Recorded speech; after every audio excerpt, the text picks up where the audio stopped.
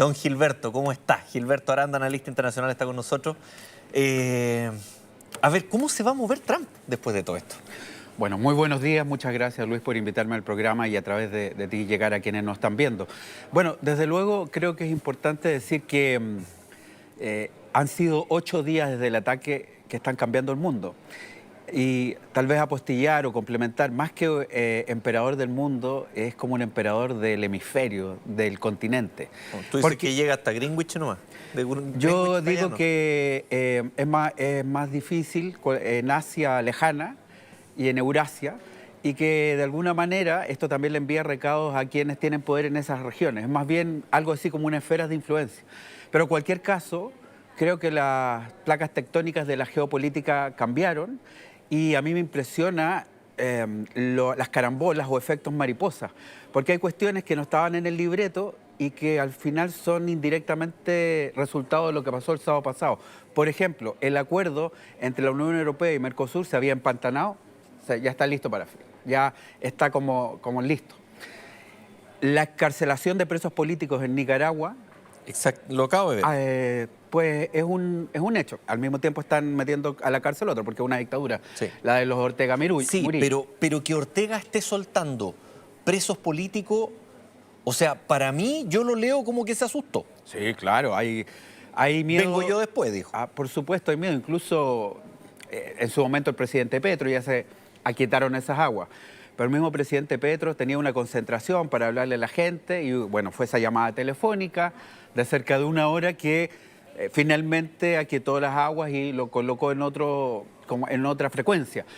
Pero incluso en el caso de Cuba, donde ahí hay liderazgos que dicen que a lo mejor también hay una autocrítica.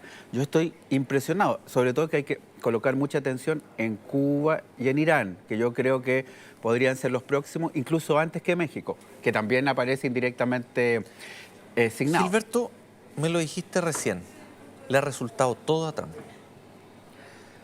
Es impresionante, pero la movida que hizo, yo diría que hay 2 puntos que hay que reconocerle. Uno, que nos habló francamente, porque existen otras intervenciones unilaterales, particularmente de la posguerra fría, recordaremos los Balcanes con Clinton, en Irak el 2003 con Bush hijo, etc. Existen otras. Eso sí, con permiso del Congreso, esa es la diferencia, con permiso del Congreso de Estados Unidos y con algún tipo de comunicación al Consejo de Seguridad, independiente que después lo hayan hecho solo, eso no está.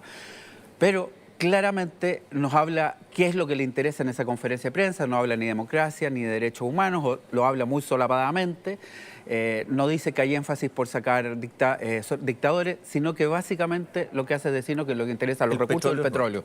Nuestro petróleo, dijo. Nuestro petróleo, nuestro hemisferio, todo es nuestro, pero en esta parte del mundo. En esta parte del mundo. Y lo segundo que hay que reconocer es que parece que aprendieron algo de Irak bien importante, sí. que una cosa es sacar al dictador de turno, que a veces está durante años, y otra muy distinta es destruir todo lo que es el componente militar y la organización política, que con aquello se puede entrar en un laberinto muy peligroso. Tener 60.000, 100.000 tropas de Estados Unidos en un país es muy peligroso. Ahora lo que han hecho es básicamente sacar al dictador, llevárselo a un tribunal de Estados Unidos, van a juzgarlo conforme a las leyes de Estados Unidos, nada de derecho internacional, eso no existió acá. Pero claramente con aquello la señal es que quieren que se mantenga la dictadura para ejercer un gobierno de tutela o por delegación con el régimen que continúa. Lo hablamos ayer, o sea, Delcy Rodríguez está como ahí, pues. Entre que apoya a Maduro, todavía mantiene el régimen, pero también está siguiendo las órdenes de Estados Unidos, está como en este limbo. Está ella en una presión enorme porque por una parte...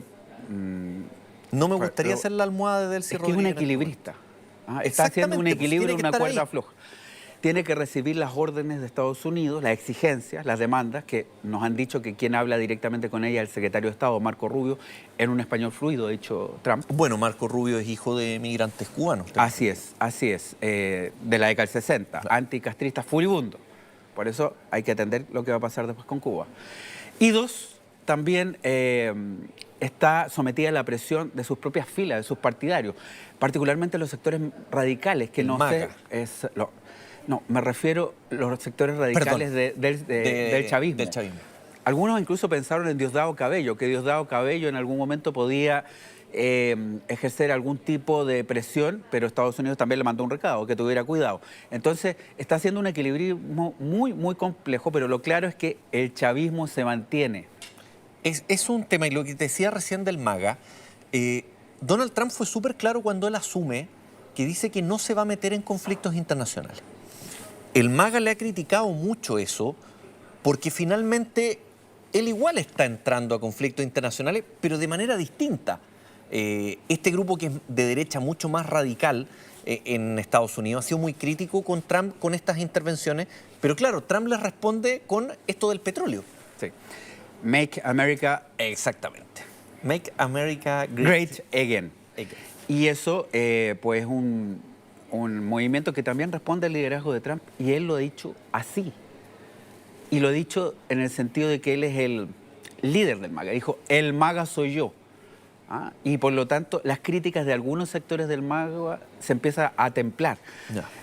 Luego también podríamos hablar de lo que es la disidencia en el republicanismo, en el Partido Republicano, donde 5 senadores se pasaron a los demócratas en la última votación de la Cámara Alta para decirle que no podía seguir interviniendo en Venezuela sin el permiso del Senado. Pero esto no es una ley definitiva, ahora va a la Cámara de Diputados y después podría vetarla.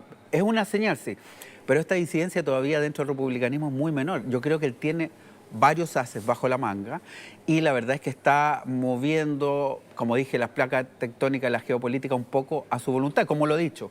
Lo único que me retiene es mi moral, no el derecho internacional. Estuve escuchando ayer a algunos colegas tuyos que hablaban de, finalmente Trump tiene debajo de él a 2 personalidades muy fuertes, Marco Rubio y J.D. Vance.